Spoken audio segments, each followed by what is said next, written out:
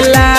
हाँ हमारा जीवा जरेला तो देसी पी के हमार मरदा अंग्रेजी बोलेला। पाउच पी के हमार भतारा अंग्रेजी बोलेला।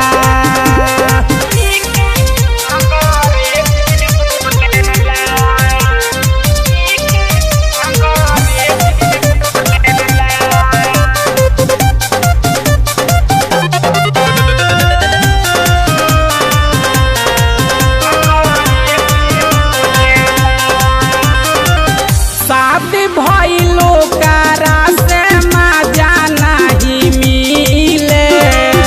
जब पी के आवे तब घरवे में हिले। भैया शादी भइलो कारा से मजा नहीं मिले।